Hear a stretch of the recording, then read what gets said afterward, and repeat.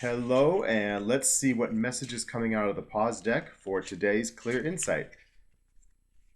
We have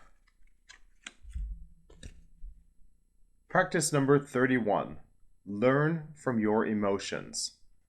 Your intellect may be confused, but your emotions will never lie to you. Roger Ebert. I'll read this one again because I'm going to talk maybe just a bit longer on this. Learn from your emotions. Your intellect may be confused, but your emotions will never lie to you. Such a powerful message here. And one of the messages that I'm continually working with my leadership clients on in their sessions and in their training is to slow things down a bit and give themselves the space to silence the chatter in the mind. I like to call it that barking dog. And dogs, sometimes they have to go to obedience school. So why would we think that our barking dog and that incessant chatter and those thoughts that never stop would also not need to be tamed a bit?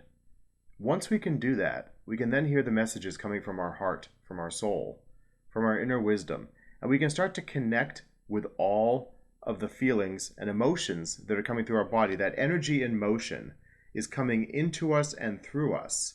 And once we can feel it, we can then start to find answers that were previously hidden because the intellect and that chatter and that incessant barking of the dog was blocking it. See, the thing here is that the inner knowing is not going to scream at you.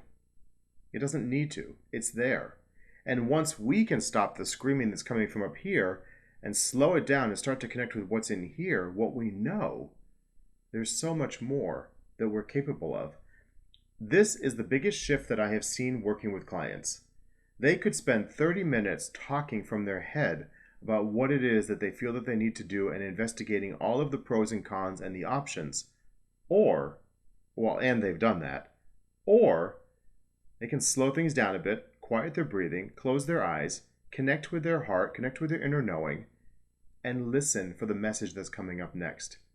Just happened to me twice in the last week with two different clients, very different coaching topics, and they were amazed at how quickly they were able to receive an answer that felt so right, and it was really the clearest and easiest way forward because it wasn't being complicated by everything they were thinking or overthinking.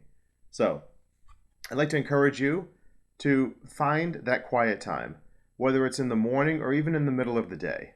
Whenever you're trying to